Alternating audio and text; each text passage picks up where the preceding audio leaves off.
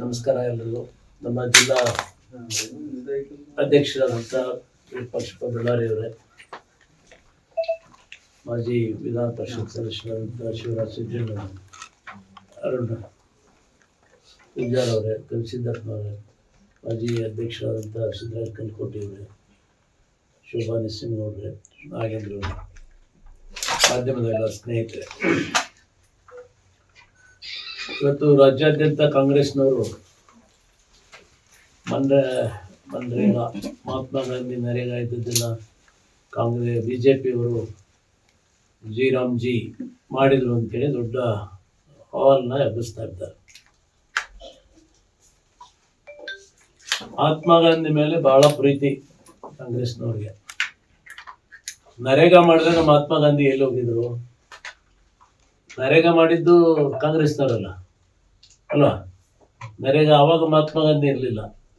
ಈ ಗಾಂಧಿ ಹೆಸರು ಮರ್ತೋಗ್ಬಿಡ್ತದೆ, ಸೋನಿಯಾ ಗಾಂಧಿ ಹೆಸರು ಮರ್ತೋಗ್ಬಿಡ್ತದೆ, ರಾಹುಲ್ ಗಾಂಧಿ, ರಾಜೀವ್ ಗಾಂಧಿ, ಈ ಎಲ್ಲ ಗಾಂಧಿಗಳು ಮರ್ತೋಗ್ಬಿಡ್ತಾರೆ ಅಂತೇಳಿ ಅದಕ್ಕೆ ನೆಪ ಮಾತ್ರಕ್ಕೆ ಮಹಾತ್ಮ ಹೆಸರು ಸೇರಿಸಿ ಮಹಾತ್ಮ ಗಾಂಧಿ ನರೇಗಾ ಅಂತ ಮಾಡಿದ್ರು. ಅದು ಇವತ್ತಿಗೆ ಇರಲಿ.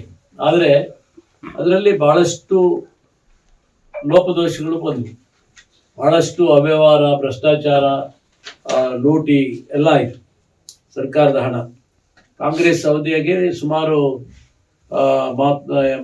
ಮಹಾತ್ಮ ಗಾಂಧಿ ನರೇಗಾ ಯೋಜನೆಯಲ್ಲಿ 11 ಲಕ್ಷ ಕೋಟಿ ರೂಪಾಯಿ ಭ್ರಷ್ಟಾಚಾರ ಆಗಿದೆ ಅಂತೇಳಿ ತಿಳಿದು ಬಂದಿದೆ ಆಡಿಟ್ ವರದಿಯಲ್ಲಿ ಮತ್ತು ಇದರಲ್ಲಿ.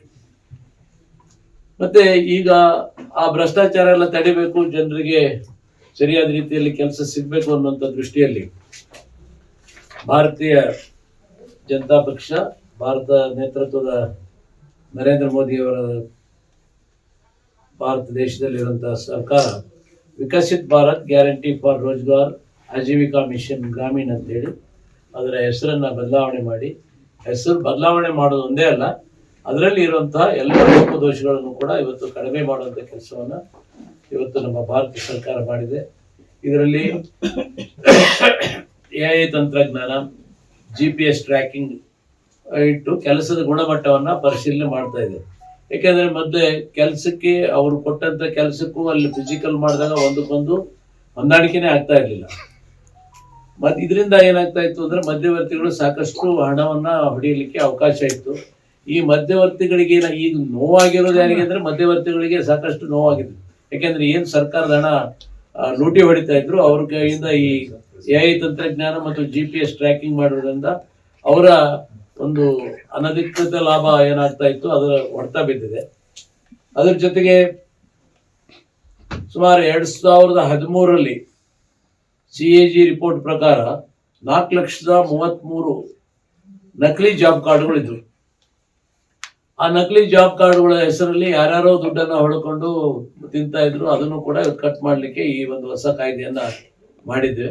ಮತ್ತು ರೈತರು ಹಾರ್ವೆಸ್ಟ್ ಮಾಡುವಂಥ ಸಮಯ, ಸೀಸನ್, ಸುಗ್ಗಿ ಕಾಲದಲ್ಲಿ ಮತ್ತು ಉಳುಮೆ ಅತ್ಯಂತ ಅವಧಿ ಬೇಕಾದಂಥ ಸಂದರ್ಭದಲ್ಲಿ 60 ದಿನಗಳ ಕಾಲ ಬಿಡುವನ್ನು ಕೊಟ್ಟಿದೆ. ಆ ಟೈಮಲ್ಲಿ ಈ ನರೇಗಾ ಅಂದ್ರೆ ಜಿಯಲ್ಲಿ ಅದಕ್ಕೆ ಅವಕಾಶ ಇಲ್ಲ.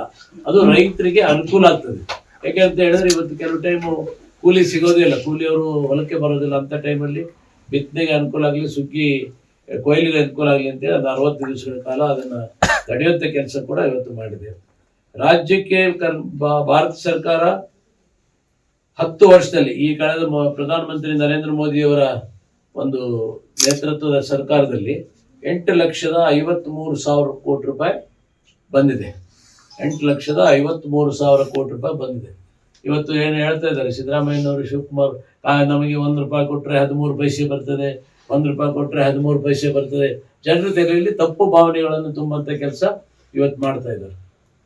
ಅದೊಂದೇ ಅಲ್ಲ, ಅದರ ಜೊತೆಗೆ ಕೇಂದ್ರ ಸರ್ಕಾರದ ಯೋಜನೆಗಳು, ರೈಲ್ವೆ ಇರ್ಬೋದು, ನ್ಯಾಷನಲ್ ಹೈವೇಗಳು ಇರ್ಬೋದು, ಇವತ್ತು ಕೇಂದ್ರದ 60-40 ಪಾಲೇನಿರ್ತದೆ, ಅದನ್ನು ಕೂಡ ಇವತ್ತು ಸರ್ಕಾರ ಕೊಡ್ತದೆ. ಇವತ್ತು ಕೃಷಿ ಇಲಾಖೆಯಲ್ಲೇ ನೀವು ತಗೊಂಡ್ರೆ ಗೊಬ್ಬರದ ವಿಷಯದಲ್ಲಿ, ಅದು ಆಮೇಲೆ ಹೇಳ್ತೀನಿ.